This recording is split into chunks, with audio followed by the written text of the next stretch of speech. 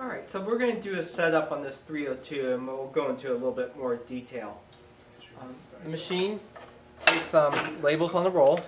As you can see here, we have a mandrel that holds the roll of labels, and you just slide it on and then you put your guides on. Usually you want to run it in the center line. And you just go ahead, flex the wings, and then make sure it goes into the holes.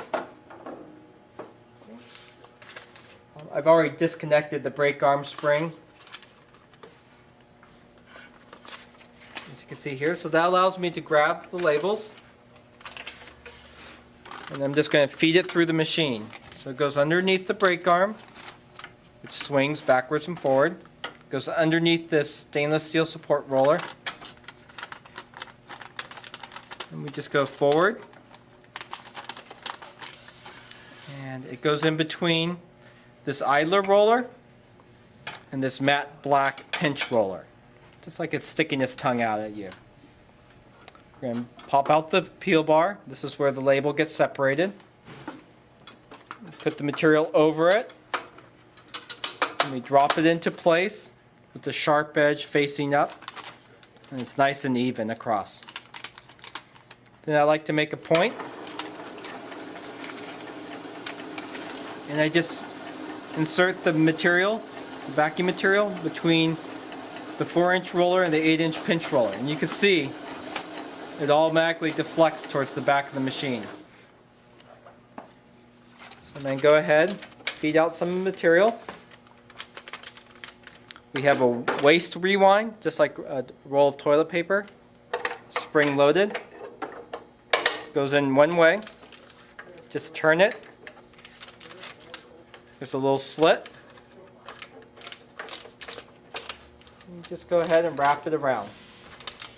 At least once. There's a little bit of a wrinkle there. It doesn't matter. It will even itself out. Okay, and then you want to reattach the brake arm spring. And what the brake arm spring does is it prevents more than one label going onto the container. So it's very important to get that reattached. And the other thing you could do is you could even it out.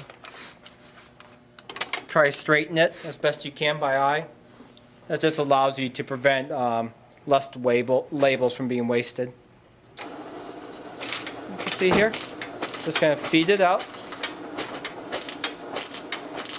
And when you have extra material like this, it allows the labels to straighten themselves out. And after you feed a couple labels, then you could bring these guides in. And that kind of locks the labels into place. So it's a fairly simple setup. No special tools required.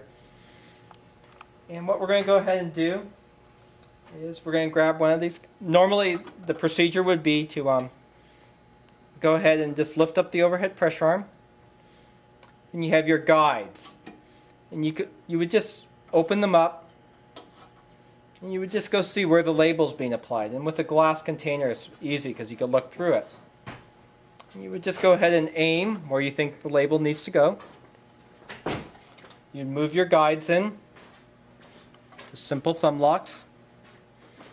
You would also adjust for the diameter. As you can see here, I could open this up for a very large diameter container.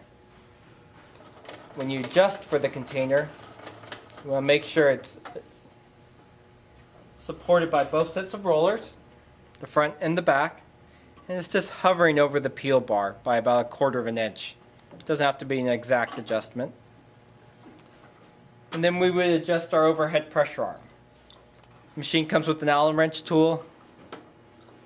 You can loosen it up, the middle arm, and you can slide it left and right. And that allows you to, the rule of thumb is to put it in the center line of the label, as you can see here. And when you go ahead and tighten it up, there's a little bit of a, there's a stop on this side, the right side. Just want to put a little bit of a gap. And that allows you to put the container in and out without having to lift this up each and every time. Just to demonstrate. Just kind of takes it out of my hand and guides itself. And you can just pop it out. And you can still see, even with the spout, there's good clearances, which works really, really well. The other nice thing about the Advent is we have a fully adjustable rollers.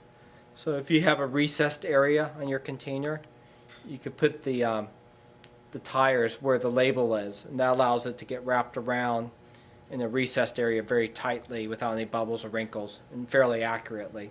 That would be like a can or a water bottle. You can see we've moved some of them out just to clear these guides so they don't get damaged. That would just be set screws on the rear ones. And then the front, we just use pressure to move them left and right. Just to show you. And you can move it back into place. And you can always check your work by just inserting the container and see how it spins. If it spins nice and smoothly, that's in constant contact with the wall of the container, then it's usually the label's going to go on very nicely. And we'll go ahead and test that. So I just go ahead and tap. You can see here a single label goes on. Now you can see here this one's a little bit off, and that could be because we haven't fed any labels yet.